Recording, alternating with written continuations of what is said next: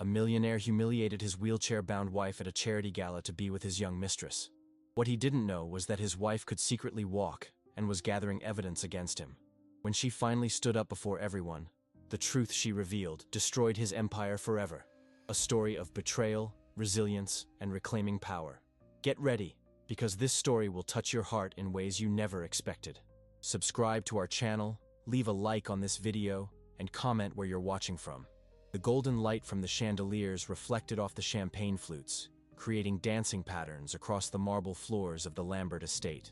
Eleanor watched from the shadows, her wheelchair partially hidden behind an extravagant floral arrangement.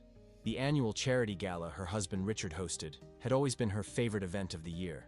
She'd once spent months designing every detail, from the cascading crystal installations to the geometric patterns in the hand-carved panels that adorned the walls. But tonight, she was just an observer, relegated to the periphery of her own creation. The crowd of investors, celebrities, and politicians moved like a current through the grand hall, occasionally parting to reveal glimpses of Richard at the center. At 52, he still commanded attention with his silver-streaked dark hair and tailored tuxedo. Eleanor noticed how his hand rested on the small of Vanessa Mitchell's back, the 28-year-old former model who had become a fixture at his side over the past year. Richard called her his creative consultant, but the whispers that followed them told a different story. Eleanor adjusted the cashmere throw over her legs and took a slow breath. 3 years had passed since the accident at the Horizon Tower construction site. 3 years since she'd fallen from the unstable platform during an inspection, shattering her spine and, subsequently, her marriage. The doctors had initially been hopeful about her recovery, but somehow the prognosis had grown bleaker with each passing month under Richard's carefully selected medical team. A server approached with a tray of champagne, but hesitated upon seeing Eleanor in her wheelchair. Eleanor felt a familiar fire in her chest, that look of pity. She'd seen it 1,000 times, but it never stopped burning. Tonight, however, she welcomed it. Let them underestimate her.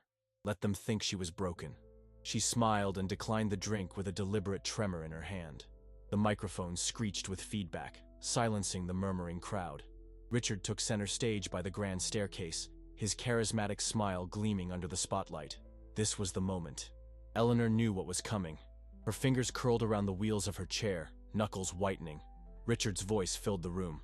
He spoke of the Lambert Group's achievements, the buildings they'd erected across the city's skyline, the affordable housing initiative that had been Eleanor's passion project. Then his tone shifted. When Vanessa floated to his side in her shimmering gold dress, a collective murmur rippled through the audience. Eleanor watched as Richard's hand found Vanessa's stomach in a gesture that couldn't be misinterpreted. The words that followed felt like physical blows. Richard was proud to announce that Vanessa would be taking over as creative director of Lambert Group, the position Eleanor had held before her accident. And more significantly, Vanessa was carrying his child. Applause erupted, drowning out the soft squeak of Eleanor's wheelchair as she backed further into the shadows.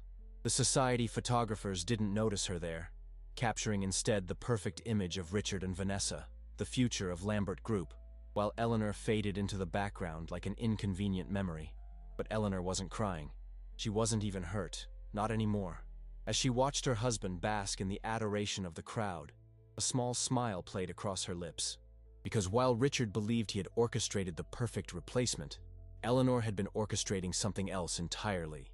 And tonight was just the beginning. The realization had come slowly, like water dripping through a ceiling. First a subtle discoloration, then a stain, and finally an undeniable breach. Eleanor started noticing gaps in her memory 6 months after the accident. At first, she attributed it to trauma and the cocktail of medications she took daily. The pills came in a labeled organizer that Richard or the home nurse prepared. Small white ones for pain, blue for inflammation, yellow for anxiety, pink for sleep. Or so they told her. It was during a particularly lucid afternoon when Carmen, her physical therapist, commented on Eleanor's unusual lethargy. Carmen was a stocky woman in her 40s with calloused hands and eyes that missed nothing. She'd been hired by Richard from a rehabilitation center across the country, with the expectation that she would visit twice weekly and maintain Eleanor's muscle tone without pushing for actual recovery. What Richard didn't know was that Carmen had spent the first week studying Eleanor when she thought no one was watching. She noticed how Eleanor's gaze tracked complex architectural details, how her fingers sometimes moved as if drafting invisible blueprints. On that afternoon, 7 months ago, Carmen had asked a simple question. Had Eleanor always needed sleeping aids in the middle of the day? The question was like a key unlocking a door in Eleanor's mind. No, she hadn't. In fact, before the accident, she'd prided herself on her energy, often working 18-hour days during major projects. So why was she constantly foggy now? That night, Eleanor had slipped one of her pills into a tissue when the nurse wasn't looking. The next day, Carmen took it to a pharmacist friend. The results confirmed what they had begun to suspect. The dose was nearly triple what would normally be prescribed, enough to keep Eleanor compliant and confused, floating through days in a medicated haze. The betrayal had been absolute. Eleanor recalled snippets of conversation she'd overheard between Richard and her doctors, discussions about her mental fragility and how she couldn't handle the truth about her condition. Was her condition even as severe as they claimed? The doubts multiplied daily. With Carmen's help, Eleanor began a secret regimen. For the past 6 months, she'd been pocketing half of her prescribed medications, documenting the differences in her cognition, and slowly rebuilding her strength during the therapy sessions that Richard believed were merely maintaining her current state. The progress was agonizingly slow. Eleanor could now stand for short periods and take a few steps with support, but she kept this hidden from Richard and the household staff. To the world, she remained the tragic figure in the wheelchair, while inside, a storm was brewing. Carmen wasn't her only ally. Through a secure phone Carmen had smuggled in, Eleanor had reconnected with her twin sister, Olivia, who lived in London. Unlike Eleanor, who had channeled her creativity into architecture, Olivia had become a cybersecurity expert with connections across the digital underground. The sisters had been estranged for years, a rift engineered by Richard, Eleanor now realized. But Olivia didn't hesitate when she received Eleanor's desperate message. At first, Olivia thought Eleanor was being paranoid, a side effect of the medications perhaps. But she agreed to look into Richard's business dealings anyway. What she uncovered shocked them both. Hidden accounts in the Cayman Islands, shell corporations purchasing luxury properties, funds diverted from the Lambert Foundation, Eleanor's philanthropic organization focusing on accessible design for disabled individuals, to finance Richard's lavish gifts for Vanessa. But the most damning discovery came 3 months ago. Olivia had managed to access archived emails between Richard and the project manager of the Horizon Tower. The platform that had collapsed under Eleanor wasn't just faulty. It had been flagged for immediate repair a week before her inspection. Richard had personally signed off on postponing the repairs, citing budget constraints.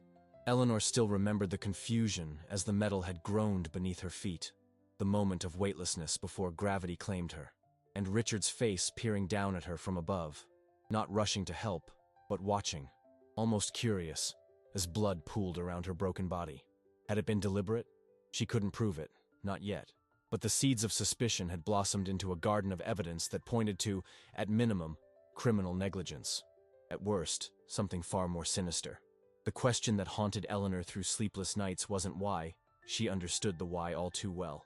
By the time of her accident, Eleanor had begun questioning some of Richard's more aggressive development projects, particularly those that displaced vulnerable communities. The Horizon Tower itself had been built on land that once housed a historic black neighborhood, the residents forced out through a combination of legal pressure and financial incentives that Eleanor had only later discovered were borderline extortion. Her public resistance had embarrassed Richard. Their arguments behind closed doors had grown heated. She'd threatened to take her concerns to the board, and then, conveniently, she'd had her accident. Tonight, watching Richard and Vanessa announcing their child to the world, Eleanor felt a strange sense of calm. For months, she'd been gathering evidence, building strength, and planning her response. She had converted the small sunroom adjacent to her bedroom, a space Richard never entered, into a command center of sorts. Behind the lush plants and beneath the scattered sketching materials lay folders of documents, a secure laptop, and recorded conversations. Evidence not just of financial crimes, but of medical manipulation and, she hoped to prove, orchestrated bodily harm. The plan was intricate and required patience, but Eleanor had nothing but time. Tonight was a turning point, though Richard didn't know it yet. His public announcement of Vanessa as her replacement wasn't just a humiliation, it was ammunition. The board members present tonight, many of whom had worked with Eleanor for years, looked distinctly uncomfortable as Richard effectively erased Eleanor's legacy while she sat in the same room. As the speeches concluded and the guests dispersed into smaller conversational groups, Eleanor quietly wheeled herself toward the exit. Her driver, Marcus, another ally who had become disenchanted with Richard's treatment of her, was waiting to take her home before the main party concluded. Richard preferred it this way. Her presence was a reminder of unpleasantness, a dampening of the celebratory mood. In the quiet of the car, Eleanor finally allowed herself a moment of emotion, a single tear tracking down her cheek. Not for the marriage she'd lost or the betrayal she'd endured, but for the years wasted, the buildings she hadn't designed, the communities she hadn't helped. But that was changing now. With each passing day, she grew stronger, both in body and resolve. Richard believed he had written the final chapter of her story, the brilliant architect reduced to a pitiful footnote in his biography. He didn't realize she was writing a very different ending. And soon, very soon, he would understand what it truly meant to fall from grace. The Lambert mansion stood on a hill overlooking the city, a modernist vision of glass and steel that Eleanor had designed as a wedding gift to Richard. The irony wasn't lost on her that the very walls that now imprisoned her were of her own creation. Every angle, every shadow, every reflection had been meticulously calculated to capture the changing light throughout the seasons. It had once been her greatest personal achievement. Now it felt like a mausoleum. Marcus helped Eleanor from the car, maintaining the charade of her helplessness as the night nurse Belinda hurried down the front steps. Belinda was one of Richard's loyal employees, reporting every detail of Eleanor's day. Her artificially sympathetic smile made Eleanor's skin crawl. The routine was always the same. Belinda would help Eleanor change into nightclothes, administer the evening medications, and settle her into bed before retreating to the adjacent room where she could monitor Eleanor through the night. What Belinda didn't know was that Eleanor had been receiving acting coaching via secret video calls with an old college friend who'd pursued theater instead of architecture. Eleanor had mastered the art of appearing to swallow pills while actually tucking them into a special pocket sewn into her nightgowns. Tonight, as Belinda bustled around the bedroom, Eleanor allowed herself to appear more defeated than usual. She slumped in her chair and spoke in a whisper about how tired the event had made her. Belinda's eyes gleamed with the satisfaction of having something interesting to report to Richard. When Belinda finally turned out the lights and retreated to her room, Eleanor waited. The house settled into its nighttime creaks and sighs. Through the large windows, she could see the distant shimmer of the city below, the very skyline she had helped shape with her designs. After an hour had passed, Eleanor carefully shifted in bed, reaching beneath her pillow for the small device Olivia had sent, a signal blocker that would temporarily disable the discreet cameras Richard had installed in her bedroom. She activated it, then slowly pushed herself up to sitting. Her legs swung over the side of the bed, feet touching the cool wooden floor. With deliberate movements, she lifted herself up, balancing against the bedpost. The pain was immediate and sharp, but Eleanor welcomed it. Pain meant feeling. Pain meant she was alive. Her first few steps were wobbly, muscles still weak from years of disuse despite the secret therapy. But each movement became more confident as she crossed to the hidden panel in her walk-in closet where she kept her true medications. Supplements and proper doses prescribed by a doctor Carmen had connected her with. As she swallowed the pills with water from a hidden flask, Eleanor caught her reflection in the closet mirror. At 45, her once vibrant appearance had faded under the strain of the past 3 years. Her chestnut hair, now streaked with gray, was cut in a practical bob instead of the long waves she'd once worn. Her face was thinner, cheekbones more pronounced, eyes deeper set. But those eyes, they burned with an intensity that surprised even her. She wasn't the same woman who had fallen from that platform.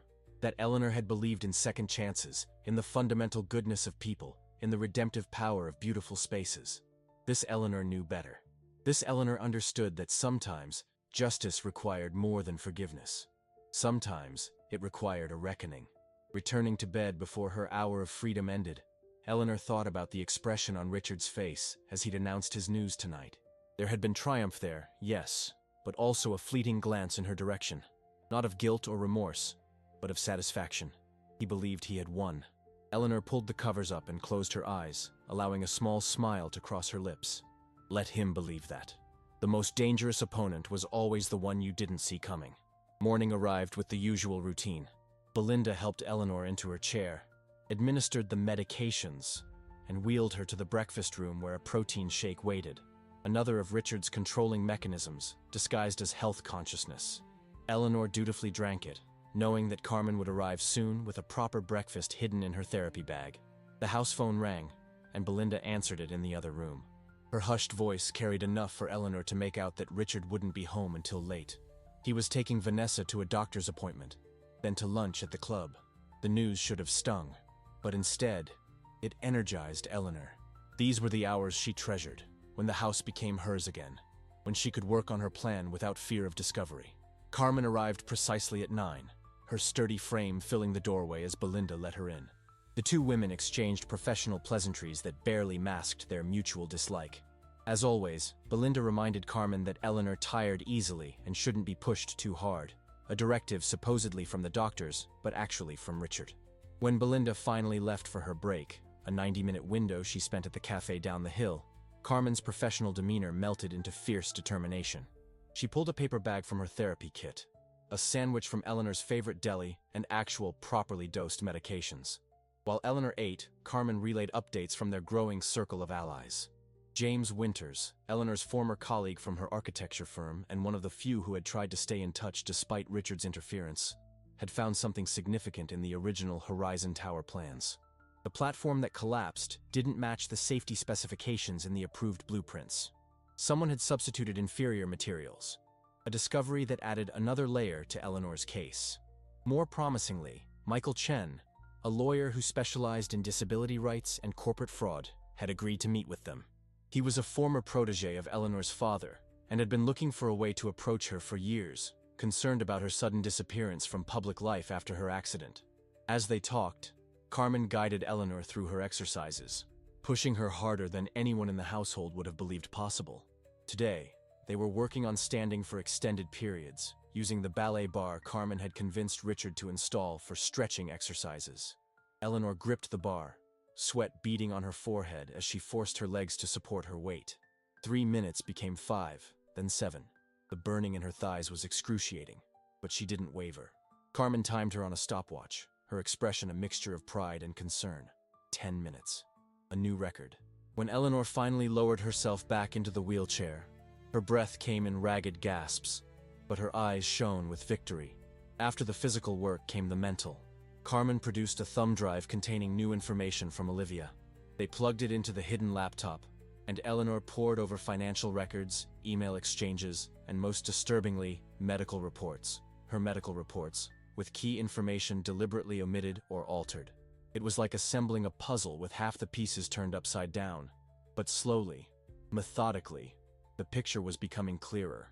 Richard hadn't just taken advantage of her accident. He'd engineered her continued incapacitation to maintain control of her shares in the company, her connections in the architectural world, and her considerable personal wealth, which had been greater than his when they married. The betrayal cut deep, but Eleanor channeled the pain into focus. Each revelation was cataloged, each piece of evidence secured in multiple locations. Her sister had taught her well. Nothing existed in only one place. Nothing was without backup. As their session wound down and Belinda's return grew imminent, Carmen helped Eleanor back into her compliant patient persona. Hair slightly mussed, expression vague, posture slumped. The transformation was subtle but effective. Just before Carmen left, she pressed a burner phone into Eleanor's hand. It was identical to the one they already used for secure communications, but this was new, with only one number programmed into it. Michael Chen had agreed to meet in 2 days. He would come to the house during Belinda's break, posing as a representative from a medical equipment company. If anyone checked the appointment, the paper trail would support the cover story. It was a risk, bringing someone new into the house, but it was time to move their plan from gathering evidence to preparing legal action. As Carmen packed up her supplies, Eleanor felt a flutter of both anxiety and anticipation. For months, her world had been confined to secret plans and hidden progress. Meeting with Michael represented a step into the open, a declaration of intent that couldn't be taken back. She wheeled herself to the large windows overlooking the garden, designed with her characteristic attention to both beauty and meaning. The Japanese maples she'd planted were turning crimson with the changing season, their delicate branches reaching toward the sky like supplicants. Beyond them lay the city, and beyond that, a future Eleanor was only beginning to reimagine. The quiet click of the front door announced Belinda's return. Eleanor took a deep breath and rearranged her features into the mask of resigned helplessness that had become her armor. The performance continued, but the end was in sight. Soon, she would step out of the shadows and into the light of her own creation. And Richard would learn that some falls couldn't be orchestrated or controlled, especially his own. 2 days later, Michael Chen arrived at the Lambert mansion precisely as planned. Eleanor watched from her study window as the sleek black car pulled into the circular driveway. He was exactly as she remembered from her father's law firm parties. Tall and dignified with silver-streaked hair, and the purposeful movements of someone who never wasted motion or words. What she hadn't expected was the woman who emerged from the passenger side, her copper hair catching the autumn sunlight. Olivia, her twin sister, here, in person. Eleanor's heart hammered against her ribs. They had agreed it was too dangerous for Olivia to come to the house. Richard had too many connections, too many eyes watching. Yet there she was, disguised with glasses and a conservative suit that was the antithesis of her usual style, but unmistakably Olivia. Carmen hurried to intercept them at the door before the security system could alert Richard's office downtown. She ushered them in through the service entrance, navigating the blind spots in the surveillance system that Olivia had identified remotely. When Olivia stepped into the sunroom, the sisters stared at each other across 3 years of separation and secrets. Eleanor saw her own face reflected back at her, yet markedly different, healthier, stronger, unbroken. Olivia saw what Richard's betrayal had wrought. The shadows beneath her sister's eyes, the careful way she held herself in the wheelchair, the stubborn set of her jaw that told her Eleanor was still fighting. Neither spoke of the changes. Instead, Olivia crossed the room and knelt before Eleanor, taking her hands. Their fingers interlaced, identical in shape but different in texture. Eleanor's still calloused from years of drafting despite Richard's efforts to erase the architect in her. Olivia's bearing the subtle scars of someone who lived through keyboards and code. Michael stood back, allowing the sisters their moment. When they finally broke apart, the mood shifted from reunion to war council. Carmen secured the room with the signal jammers, while Michael withdrew documents from his briefcase, laying them across the drafting table Eleanor still kept, ostensibly for the occasional sketch that kept her compliant but mentally occupied. What Michael presented was both better and worse than Eleanor had anticipated. The evidence they had gathered was substantial: financial fraud, medical malpractice, and criminal negligence at minimum. But proving intentional harm would be significantly more difficult. Without a clear paper trail linking Richard directly to the platform collapse, they had a strong civil case, but a tenuous criminal one. Eleanor listened, absorbing each detail with the precision that had made her one of the country's most celebrated architects. When Michael finished his assessment, she wheeled herself to the hidden panel in the bookcase and retrieved a slim file she hadn't yet shared with anyone but Carmen. Inside were hand-drawn structural analyses of the platform that had collapsed, created from memory during her more lucid moments over the past year. As she explained to Michael, the failure wasn't just a matter of poor materials or missed inspections. The support beams had been placed at angles that created unnecessary stress points, something no experienced engineer would have done accidentally. Michael studied the drawings, his expression grave. If Eleanor's analysis was correct, and her reputation for structural precision was legendary, this wasn't negligence. It was sabotage designed to look like negligence. But proving it would require access to the original construction materials, which had been quickly cleared away and disposed of after the accident. Olivia suggested they focus on a multi-pronged approach. Prepare the financial and medical fraud case as their primary legal strategy, while quietly investigating the construction crew members who might have been pressured or paid to alter the platform. Someone had followed orders, and that someone might still have a conscience. As they refined their plan, Eleanor felt a growing certainty that they were missing something obvious. Richard was too calculating, too careful to leave himself vulnerable. There had to be insurance, some form of protection he'd established in case his schemes were discovered. The answer came from an unexpected direction. Carmen, who had been quiet during most of the legal discussion, suddenly asked about the nursery renovations. Richard had commissioned a complete overhaul of the East Wing guest rooms, supposedly to prepare for the baby. But Carmen, who moved freely through the house during her visits, had noticed the construction seemed to include extensive wiring and security features unusual for a nursery. Olivia's eyes narrowed. A server room, perhaps? Somewhere Richard could store sensitive information he didn't trust to cloud services? It was worth investigating. The meeting concluded with assignments for each member of their small coalition. Michael would quietly prepare the legal framework while gathering more evidence of medical malpractice from Eleanor's doctors, several of whom had shown signs of discomfort with their role in her treatment. Olivia would dive deeper into the digital trail, and attempt to access whatever Richard was hiding in the East Wing. Carmen would continue Eleanor's physical rehabilitation while monitoring Richard's movements and Vanessa's increasingly frequent presence in the house. And Eleanor? She would continue her performance as the declining, dependent wife while pushing her body to its limits in secret. Each painful step was one closer to freedom, each hidden document another nail in Richard's coffin. As Michael and Olivia prepared to leave, the distant sound of tires on gravel sent a jolt of adrenaline through the room. Richard wasn't supposed to return until evening. Carmen quickly helped Eleanor back into her wheelchair, while Olivia and Michael gathered their materials. Through the window, they saw Richard's distinctive Bentley pulling up. Worse, he wasn't alone. Vanessa sat in the passenger seat, her hand resting protectively over her slightly rounded stomach. There was no time for Michael and Olivia to leave undetected. Carmen quickly directed them to the service stairs leading to the basement wine cellar, which connected to a delivery entrance at the rear of the property. With any luck, they could exit there once Richard and Vanessa were inside. Eleanor positioned herself by her easel in the sunroom, adopting the vacant expression Richard had come to expect. She picked up a charcoal pencil with a deliberately unsteady hand and made meaningless marks on the paper just as the front door opened. Richard's voice carried through the house, accompanied by Vanessa's bell-like laugh. They were discussing nursery colors, debating between traditional blue and more contemporary options. Their footsteps moved toward the main staircase, then paused. Eleanor's heart stuttered as Richard called her name. Heavy footsteps approached the sunroom. Eleanor kept her eyes on her artwork, feigning absorption. When Richard entered, she looked up with practiced confusion, as if struggling to place him. Richard assessed the room with the sharp gaze that had made him a real estate magnate. Eleanor held her breath, wondering if anything betrayed their recent meeting. A misplaced document, the lingering scent of Olivia's distinctive perfume. His eyes settled on a coffee cup on the side table, Michael's, left in the hurried exit. Eleanor watched recognition flicker across his face. The cup was from the counter service shop down the street, not the premium delivery service Richard insisted on for the household. Eleanor waited for the accusation, mentally calculating how much of their plan might be compromised. But Richard's face smoothed into the condescending smile he reserved for her these days. He picked up the cup, noting aloud that Belinda must have stepped out for coffee and forgotten her cup. He made a show of checking the cup's temperature, confirming it was still warm, then remarked that he would need to speak with Belinda about leaving her trash around Eleanor. The implication was clear. He didn't believe Eleanor was capable of going out for coffee herself or having visitors without his knowledge. His underestimation was their greatest advantage.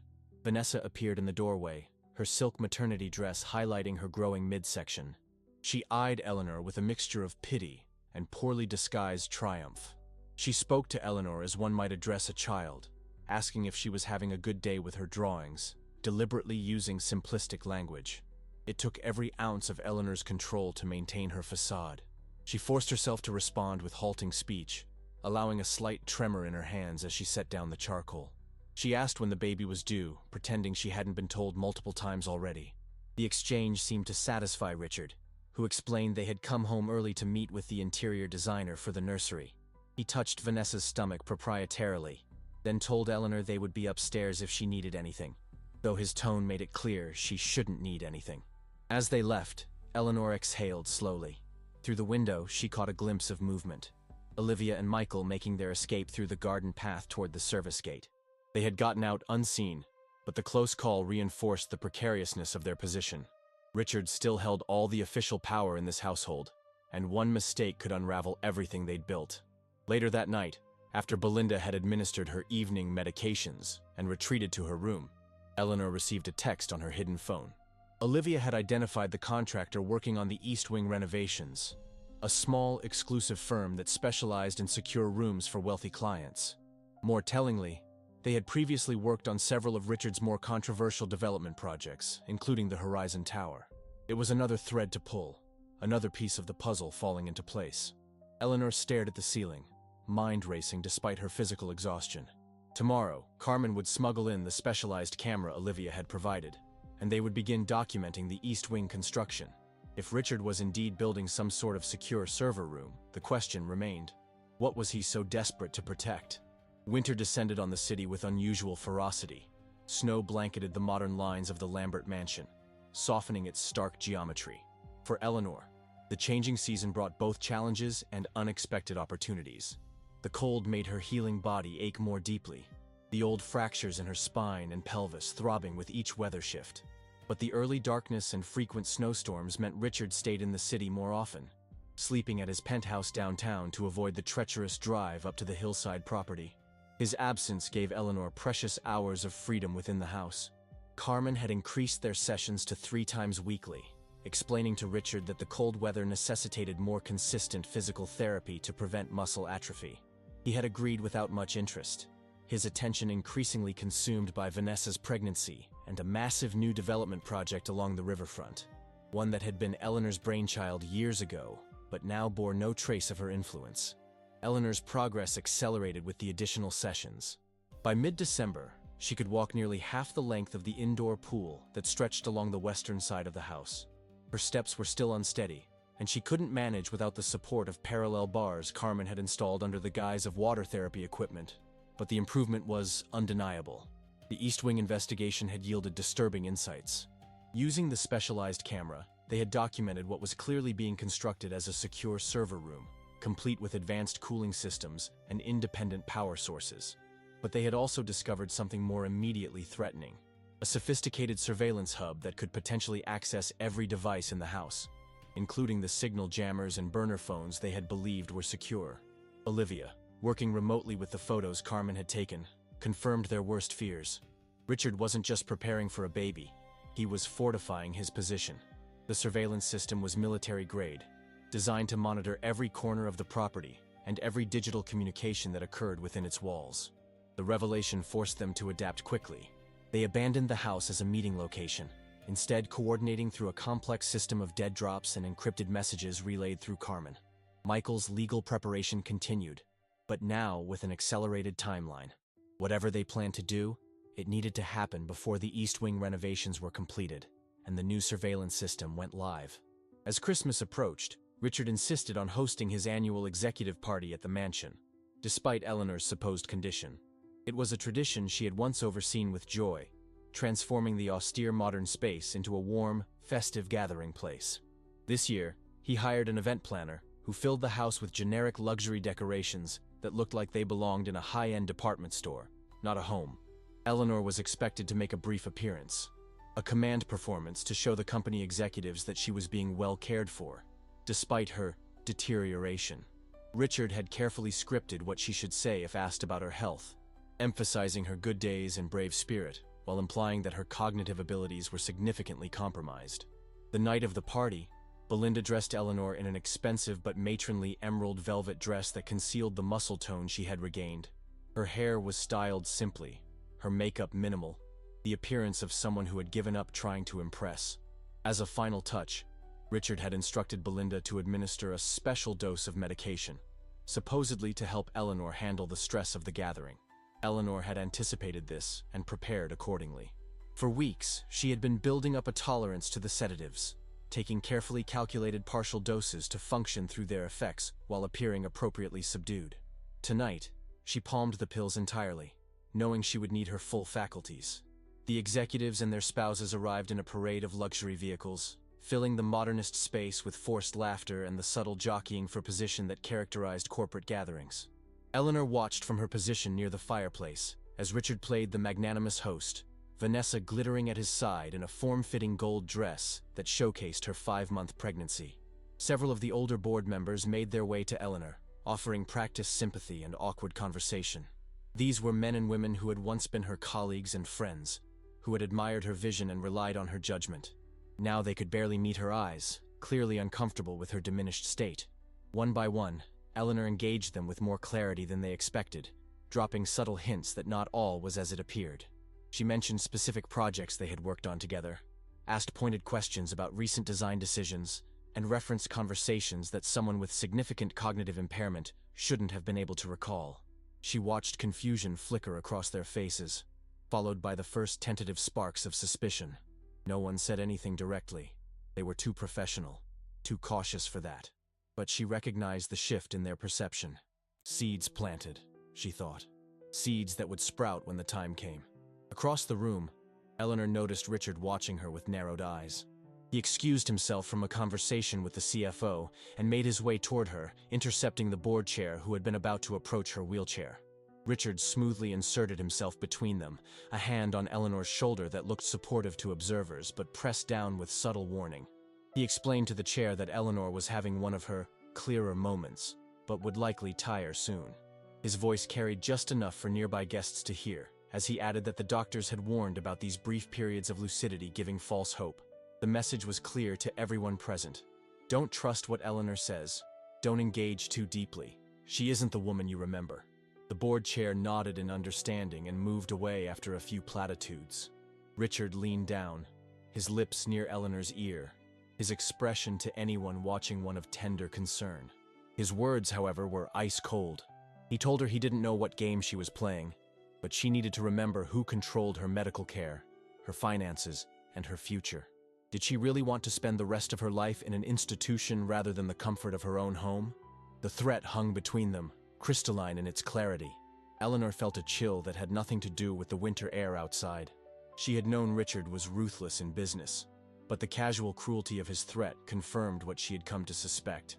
He was capable of far worse than she had initially believed. Eleanor lowered her eyes in apparent submission, letting her shoulders slump. Richard straightened, satisfied that his message had been received. As he turned to rejoin the party, Eleanor caught the eye of James Winters, her former creative partner at the architectural firm. He had been watching the interaction from near the bar, his expression troubled. James had been the only executive from the firm who had tried to maintain contact after her accident, though Richard had gradually restricted his access. Seeing him now, Eleanor realized he could be a crucial ally, one with direct knowledge of the projects and decisions leading up to her accident. When Richard was sufficiently distracted with Vanessa and a group of investors, James made his way to Eleanor's side, crouching beside her wheelchair to speak quietly. He told her he had been trying to reach her for months, but had been told by Richard's staff that she wasn't receiving visitors due to her health. Eleanor gave him a meaningful look, then deliberately gazed at the security cameras positioned discreetly around the room. James understood immediately. Whatever needed to be said couldn't be said here. With a casual mention of getting her some water, James left briefly, returning with a crystal glass. As he handed it to her, she felt the small object pressed into her palm beneath the glass. A business card. She slipped it into the hidden pocket of her dress. The interaction lasted less than a minute, but it was enough to establish contact. Another potential ally, another resource for their growing resistance. As the party continued around her, Eleanor felt a new emotion cutting through the fear and determination that had sustained her these past months. Hope. Not just for justice or vengeance, but for a future she was only beginning to envision. One where she reclaimed not just her independence, but her identity as an architect, as a creator, as a woman of substance and vision. The business card burned in her pocket like a promise. Outside, snow continued to fall, covering the estate in a deceptive blanket of pristine white, concealing the complexities beneath. Much like the Lambert household itself, beautiful and cold, hiding ugly truths behind its perfect facade. The holidays passed in a blur of pretense. Richard insisted on maintaining certain traditions, particularly those visible to the outside world.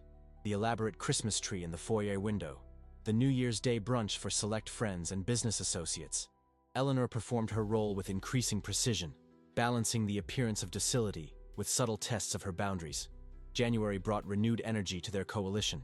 Michael had made significant progress on the legal front, securing sworn statements from 2 former nurses who had witnessed Richard interfering with Eleanor's medical care. More promising still, he had located a junior engineer who had worked on the Horizon Tower project and harbored significant guilt about the platform collapse. Olivia, meanwhile, had identified vulnerabilities in the security system being installed in the East Wing. It was advanced, but not impenetrable, particularly since she had obtained the contractor's original technical specifications through means she deemed better left unspecified. The most surprising development came from James Winters. The business card he had slipped Eleanor contained not just his contact information, but a tiny SD card hidden within its layered construction. On it was a comprehensive file of communications between Richard and various board members in the weeks before and after Eleanor's accident. The messages revealed a concentrated effort to remove Eleanor from decision-making positions within the company, citing concerns about her radical design philosophies and impractical commitment to sustainability and community integration. More damning were the exchanges immediately following her fall, where Richard had moved with suspicious speed to assume control of her projects and client relationships. There was nothing that directly implicated him in causing the accident, but the timing and precision of his response suggested, at minimum, a man prepared to take advantage of a tragedy he had anticipated. February brought warmer days and melting snow, mirroring Eleanor's internal thawing. Her body responded to the intensive therapy with increasing strength. She could now stand for nearly 30 minutes and walk short distances with only a cane for support. The progress remained her most closely guarded secret, known only to Carmen and Olivia. It was during one of these therapy sessions, as Eleanor practiced navigating the short flight of stairs to the garden terrace, that Carmen received an urgent text from their surveillance contact at the mansion's security company. Richard had moved up the timeline for the East Wing completion. The surveillance system would go live in 3 days, not the 2 weeks they had been planning around. The news sent a ripple of panic through their carefully constructed plan. Once the system was operational, their covert meetings, Eleanor's exercises, the evidence gathering, all would be exposed. They weren't ready for a confrontation, not legally or physically. Carmen steadied Eleanor as she absorbed the news, watching determination replace fear on her face. 3 days. Not ideal, but not impossible. They needed to accelerate everything: the legal preparations, the evidence secure, and most critically, Eleanor's extraction from the house before the system activated. A hasty council was convened that evening during Belinda's dinner break. Michael arrived with preliminary injunction papers, ready for Eleanor's signature. The legal strategy was complex: simultaneous filings alleging financial fraud, medical malpractice, and unlawful imprisonment, accompanied by emergency motions to freeze Richard's assets and prevent him from destroying evidence. The moment Eleanor signed those papers, there would be no turning back. Richard would fight with everything he had: his fortune, his connections, the carefully crafted narrative of Eleanor's mental decline.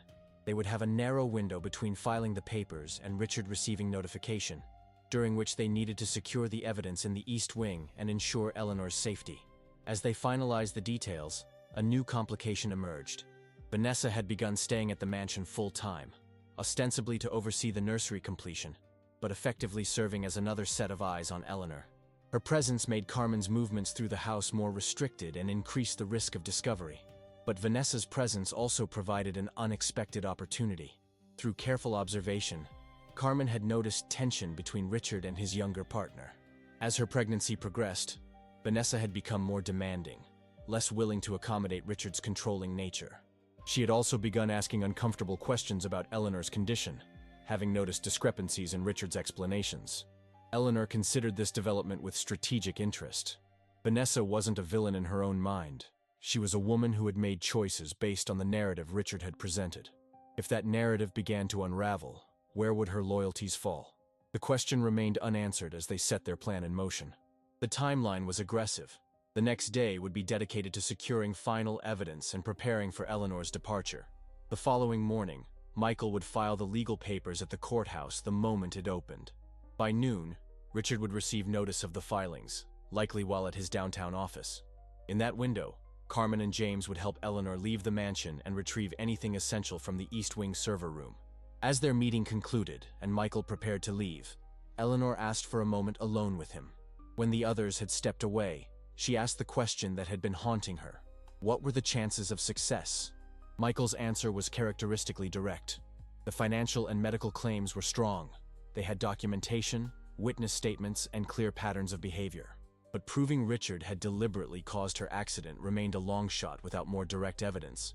At best, they could establish negligence with malicious intent. At worst, Richard could claim he had been acting in her best interests given her condition. Eleanor absorbed this with quiet resolve. Justice might be incomplete, but freedom was within reach. And freedom was enough to build a new life upon. As Michael left, Eleanor returned to her room, mind racing with preparations. She would have only what she could carry out inconspicuously: a few keepsakes, essential documents, the medications she actually needed. The rest, the house she had designed, the awards gathering dust in the study, the collection of architectural models documenting her career, would remain behind, at least temporarily. That night, lying in bed with the security camera blinking steadily above her doorway, Eleanor rehearsed every step of their plan. She visualized herself walking out of the mansion, imagined the weight of the cane in her hand, the sunlight on her face as she left not as an invalid, but as a woman reclaiming her life. Outside her window, the waning moon cast silver light across the garden she had designed but rarely visited these past 3 years. Tomorrow night would be darker, a new moon, offering the cover of deeper shadows for their departure. Eleanor closed her eyes, allowing herself to feel the full measure of what awaited. Fear, yes, but also a fierce, burning anticipation. After years of careful plotting, of small rebellions and hidden progress, she was about to tear down the elaborate prison Richard had constructed around her. Whatever came next, she would face it on her feet, not in the wheelchair he had convinced the world she needed. The morning arrived with an unexpected complication. Eleanor woke to raised voices from the hall. Richard was home, hours earlier than his usual schedule. She caught fragments of his conversation with Belinda. A board meeting canceled, plans to work from the home office, something about final security inspections. Eleanor's heart rate accelerated as she processed the implications. Richard's presence threatened everything. Their entire plan had been built around his predictable absence during business hours. She reached for her hidden phone, but before she could warn the others, her bedroom door swung open. Richard entered with the controlled energy that characterized his business dealings. He was dressed impeccably in a charcoal suit, his silver-streaked hair perfectly styled. Behind him, Belinda hovered anxiously. With an affable smile that didn't reach his eyes, Richard announced he'd be staying home today to oversee the East Wing completion. More concerning, he informed Eleanor that he'd scheduled her for a comprehensive evaluation with a specialist tomorrow, a neurologist from his private medical network who was flying in specifically to assess her condition. The message was clear. He had sensed something amiss and was tightening his control. Eleanor wondered what had triggered his suspicion. Had he noticed something at the Christmas party? Had Belinda reported unusual behavior? Or was it simply Richard's instinct for self-preservation activating ahead of potential threats? Maintaining her facade of mild confusion and compliance, Eleanor asked about the doctor in a deliberately halting voice. Richard's explanation was smooth. Just a routine checkup, nothing to worry about. But the slight hardening around his eyes told a different story. After Richard left for his home office, Eleanor used her hidden phone to send an emergency signal to the team, a simple code they had established for situations where communication was compromised. Within minutes, Carmen texted back, adjusting their timeline. They would move tonight instead of tomorrow. The day stretched endlessly as Eleanor performed her role with excruciating precision. She allowed Belinda to wheel her to the solarium for fresh air, accepted lunch with appropriate docility, and even napped in the afternoon as expected. All the while, her mind raced through contingencies, calculating risks, rehearsing movements. When Carmen arrived for the regular afternoon therapy session, she brought news. Michael had filed the preliminary injunctions that morning, earlier than planned. The legal wheels were turning. James was positioned near the property with a vehicle, and Olivia had remotely accessed what systems she could to prepare for their extraction of evidence from the East Wing. Richard, meanwhile, spent the day in his office on tense phone calls, occasionally emerging to check on the construction progress. Eleanor observed how he lingered near the security panels, how his eyes tracked the workers with growing impatience. The surveillance system was clearly a priority, which confirmed it was indeed their greatest threat. As evening approached, Richard informed Belinda that he would be dining at home with Vanessa, who was arriving shortly. He instructed her to keep Eleanor in her room, claiming concern about her agitation around too many people.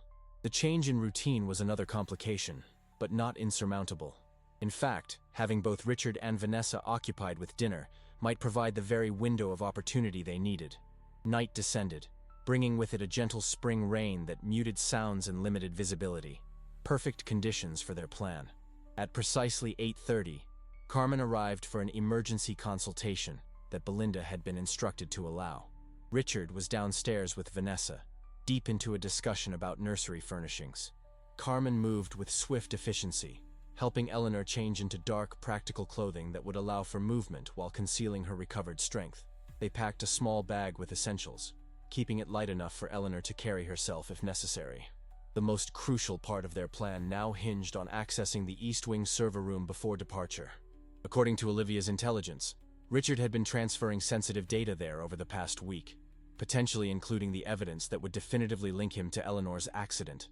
As Carmen and Eleanor prepared to make their move toward the East Wing, the bedroom door opened. Both women froze, expecting Richard or Belinda. Instead, Vanessa stood in the doorway, her expression unreadable. For an extended moment, no one spoke. Vanessa's eyes moved from Eleanor, standing unassisted beside the bed, to the bag, to Carmen's protective stance. Understanding bloomed across her face, followed by something unexpected: relief. Without preamble, Vanessa closed the door behind her and spoke in a low, urgent voice. She had suspected for months that Richard was lying about Eleanor's condition.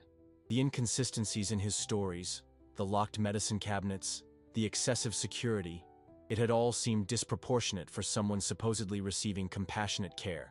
What truly opened her eyes, Vanessa explained, was discovering her own medications had been tampered with.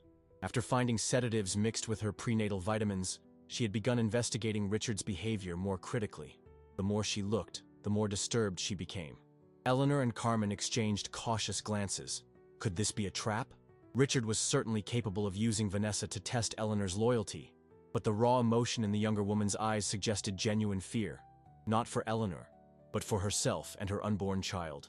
In a decision that would alter everything that followed, Eleanor chose to trust her. She briefly explained their plan, watching Vanessa's expression carefully for any sign of deception. Instead, she saw growing determination. Vanessa offered something invaluable, the key card to the East Wing. As Richard's partner and the ostensible designer of the nursery, she had access he hadn't thought to restrict. More importantly, she knew Richard's schedule for the evening.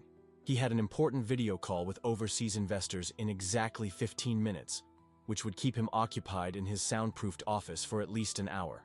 With Vanessa's unexpected assistance, they modified their plan. Carmen would escort Eleanor to the waiting car where James waited beyond the property's sensor perimeter.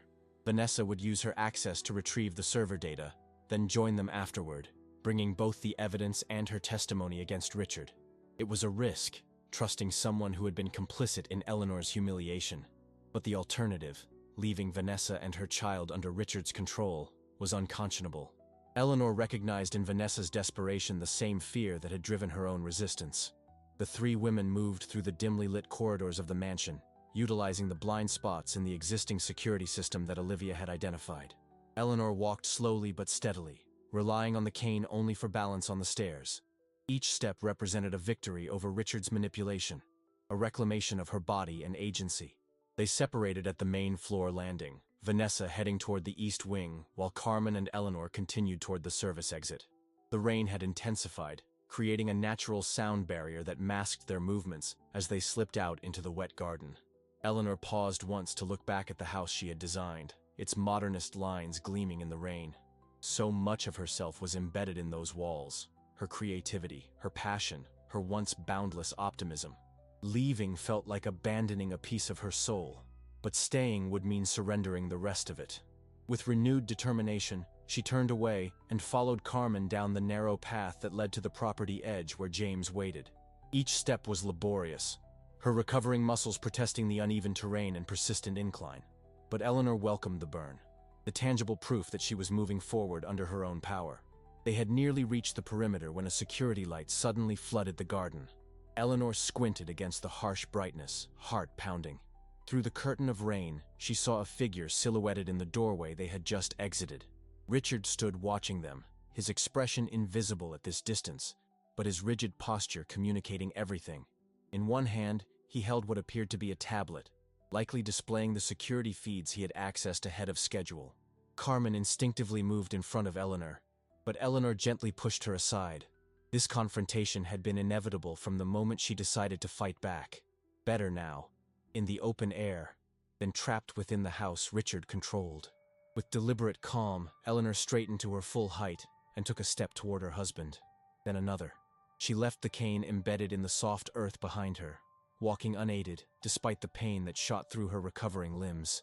Richard's face came into focus as she approached, shock giving way to cold fury as he watched his supposedly helpless wife walking toward him with unmistakable purpose. The rain plastered Eleanor's hair to her scalp and soaked through her clothing, but she felt an inner warmth that defied the elements. For the first time in 3 years, she was facing Richard not as a victim, but as an adversary, one with her own power and agency restored. When she stood just beyond his reach, Eleanor stopped. The security light cast harsh shadows across both their faces, emphasizing the distance that had grown between them. Not just physical, but moral. A chasm of betrayal and resilience. Richard spoke first, his voice cutting through the drumming rain. He asked how long she had been deceiving him, how long she had been planning her little rebellion. His tone was almost conversational, as if discussing a minor household matter. But Eleanor recognized the dangerous undercurrent. This was Richard at his most volatile, when his control was threatened. Eleanor's reply was simple. She had been planning since the day she realized he had orchestrated her fall. The directness of her accusation seemed to startle him. For years, their interactions had been couched in layers of pretense and power imbalance. This straightforward confrontation was unfamiliar territory. Richard's denial was reflexive, honed through years of corporate battles and legal maneuvering. He expressed concern for her mental state, suggested she was paranoid from improper medication management, offered to help her back inside where they could sort this all out reasonably. Eleanor might once have wavered, might have doubted her own perceptions in the face of his practiced manipulation. But she had spent too long reclaiming her clarity, her memories, her truth. She stood unmoved by the rain and his words alike. When Richard realized persuasion wouldn't work, his approach shifted. He mentioned the neurologist arriving tomorrow, the potential need for more intensive care facilities if her behavior continued to be erratic. The threat was explicit now. Return to your role, or face institutionalization. The mention of the neurologist triggered a memory in Eleanor, something Carmen had discovered in Richard's communications. This particular doctor had a history of providing convenient diagnoses for wealthy clients looking to manage troublesome family members. Eleanor laughed then, a sound of genuine amusement that clearly unsettled Richard. She informed him that his preferred neurologist wouldn't be flying in tomorrow after all. The medical board had received an anonymous package containing evidence of his participation in several ethically dubious cases. His license was currently under review. Richard's composure fractured slightly, uncertainty creeping into his expression. He hadn't anticipated this level of countermeasure, this systematic dismantling of his contingency plans. Behind him, movement at the door caught Eleanor's attention. Vanessa emerged, clutching a small external hard drive, the evidence from the server room. Her expression was grim but determined as she stepped into the rain beside Eleanor. Richard's face contorted at this second betrayal. He turned on Vanessa with vicious intensity, reminding her of everything he had given her. The lifestyle, the career opportunity, the future for their child. His words were carefully chosen to wound, to emphasize her dependence on his goodwill. But Vanessa had made her choice. She placed a protective hand over her stomach and told Richard what Eleanor already knew. The baby wasn't his. The pregnancy was real, but the paternity was a calculated fiction, a way for Vanessa to secure position and protection after she'd discovered what Richard had done to Eleanor. The revelation hit Richard like a physical blow. His carefully constructed future, the heir, the devoted younger wife, the narrative of moving forward after his tragic first marriage, collapsed around him. In that moment of shock, Eleanor saw the truth he had hidden from everyone, perhaps even himself. Richard Lambert was terrified of irrelevance, of losing the carefully curated image he projected to the world. Taking advantage of his momentary distraction, Carmen signaled to Eleanor and Vanessa. The extraction vehicle was in position beyond the garden wall. It was time to leave. Eleanor took one last look at Richard, the man she had once loved, once created with, once believed in. She felt no satisfaction in his distress, only a deep sadness for all that had been lost. Then she turned away, walking with purpose toward the garden gate where freedom waited. Richard's recovery was quicker than she anticipated. She heard his footsteps in the wet grass behind her, felt his hand close around her arm with bruising force. As he spun her to face him, his control finally shattered. He was no longer the polished businessman, but a man facing the collapse of his carefully constructed reality. The words he hurled at her confirmed everything she had suspected. Yes, he had known about the platform's structural issues. Yes, he had authorized its use anyway. Yes, he had seen her fall as an opportunity rather than a tragedy. He hadn't specifically planned her accident, but he had recognized its utility immediately and ensured her recovery would never be complete. What he couldn't have known was that Carmen was recording every word, every damning admission, through the device concealed in her therapy bag. Richard had just provided the final piece of evidence they needed, his own confession, delivered in a moment of rage and fear. The sound of approaching vehicles penetrated the rain-soaked standoff. Security lights illuminated multiple cars entering the property.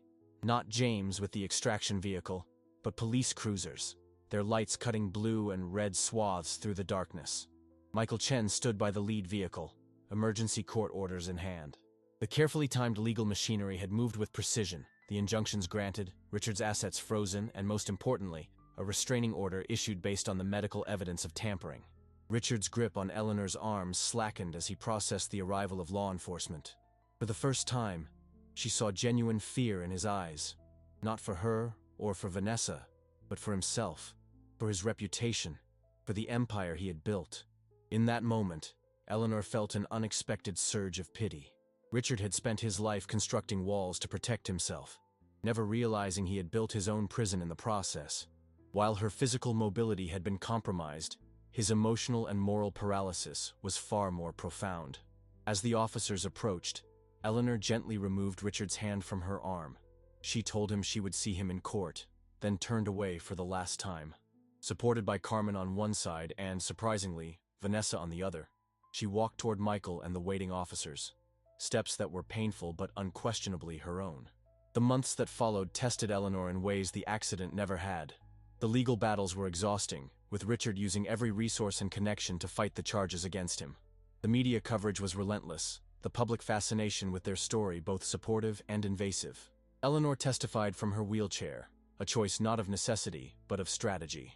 Michael had advised that appearing in court, as she truly was, a woman still recovering, still working toward full mobility, would be more powerful than either pretending complete disability or displaying full recovery. The truth of her journey, the in-between state of healing, carried its own eloquence. Richard's defense crumbled as former employees came forward with corroborating evidence. The platform inspection reports, the altered medical records, the financial transactions linking him to the doctors who had overprescribed Eleanor's medications. Most damning was the testimony of the construction foreman who confirmed receiving direct orders from Richard to delay repairs on the platform, despite safety concerns. Through it all, Eleanor's support network expanded. James Winters provided crucial testimony about the company culture Richard had fostered, one where profit consistently trumped safety. Carmen's meticulous records of Eleanor's treatment and recovery established the pattern of medical manipulation. Olivia's technical expertise revealed the extent of digital surveillance Richard had employed to control Eleanor's environment and communications. Most surprising was Vanessa's role. Rather than retreating from the scandal, she became an outspoken advocate for domestic abuse awareness, particularly the insidious form of control through medical manipulation. Her testimony about Richard's attempts to manage her pregnancy through tampered medications resonated powerfully with the jury. 6 months after that rainy night confrontation, the verdict came down. Richard was found guilty on multiple counts: fraud, medical malpractice facilitation, criminal negligence resulting in bodily harm, and attempted unlawful imprisonment. The judge's sentence was severe: 15 years with possibility of parole after 10, plus complete financial restitution to Eleanor. The Lambert Group, meanwhile, underwent a radical restructuring under the guidance of a court-appointed trustee. Eleanor declined to return as an executive, focusing instead on her recovery and a new venture she had conceived during those long months of confinement. 1 year to the day after leaving the mansion, Eleanor stood at a podium before a different crowd than the gala attendees who had witnessed her humiliation. Using a cane for stability but standing under her own power, she addressed the assembled press, investors, and former colleagues. Behind her stretched the architectural model of her new project, Threshold Design, a firm specializing in accessible architecture that maintained aesthetic excellence. Buildings designed for those with physical challenges that never sacrificed beauty for function. Spaces that embraced human diversity rather than standardized assumptions about ability. Carmen stood nearby, now Eleanor's business partner as well as continuing physical therapist. Olivia had returned from London permanently, lending her technical expertise to create virtual modeling systems that allowed clients to experience designs before construction. James Winters had joined as senior architect, bringing his corporate experience and industry connections. As Eleanor outlined their inaugural project, the transformation of a neglected downtown block into a mixed-use development with universal accessibility as its core principle, she felt a fullness she had thought lost forever in that fall 3 years ago. The journey back had been arduous, marked by physical pain, emotional betrayal, and the hard work of rebuilding not just her body, but her life. Yet standing there, presenting her vision to the world once more, Eleanor recognized that she had not merely recovered what was taken. She had discovered something new, a purpose forged in adversity, a perspective tempered by suffering, a voice strengthened by silence. When a reporter asked if she harbored resentment toward Richard, Eleanor considered the question carefully. The easy answer would be yes, After all he had taken from her, all he had done to control and diminish her, anger would be justified. Instead, she spoke of transformation. The architecture she had once created had been beautiful, but she now recognized often privileged form over genuine human needs. Her experience of disability, temporary though it had proven to be, had revealed blind spots in her previous designs, assumptions about how bodies move through space that excluded so many. Richard had sought to destroy her, but in the process, he had inadvertently given her a gift, the perspective to see what she had previously missed, the motivation to create something truly revolutionary. The last question came from a young journalist who asked simply, what would she say to others facing situations where powerful people seem to control all the options? Eleanor smiled, thinking of that rainy night when she had finally stood face to face with Richard, her supposed weakness revealed as strength. She leaned slightly on her cane, a tool she now embraced rather than resented, and answered, the most dangerous assumption is believing that someone else's power negates your own. External circumstances, wealth, position, physical ability, can be taken away or diminished. But internal strength, resilience, clarity, purpose, that remains yours to cultivate and protect. As the press conference concluded and Eleanor moved toward the reception area, she caught a glimpse of Vanessa at the back of the room, her baby daughter cradled against her shoulder. They exchanged a nod of mutual respect, two women who had navigated Richard's manipulation in different ways, but emerged with their dignity and agency intact. Eleanor's steps were steady as she crossed the room to greet her guests. Each movement represented countless hours of painful therapy, of falling and rising again, of refusing to accept the limitations Richard had tried to impose. The journey was ongoing. She would likely always experience some pain, some restriction in movement, but the direction was undeniably forward. Outside, spring had arrived once more, bringing renewal to the city Richard had once dominated. New buildings rose on the skyline, some bearing the innovative stamp of threshold design. New stories unfolded in the spaces Eleanor and her team created, spaces designed to embrace human difference rather than enforce uniformity. And in those designs, visible to those who knew where to look, was a subtle architectural signature. Thresholds without barriers, transitions without obstacles, passages that welcomed rather than excluded. Because Eleanor had learned through experience that the greatest journeys often begin at points of apparent ending, and that the truest measure of architecture, like life, is not in perfect surfaces, but in how gracefully it accommodates change, challenge, and the messy, beautiful reality of human resilience.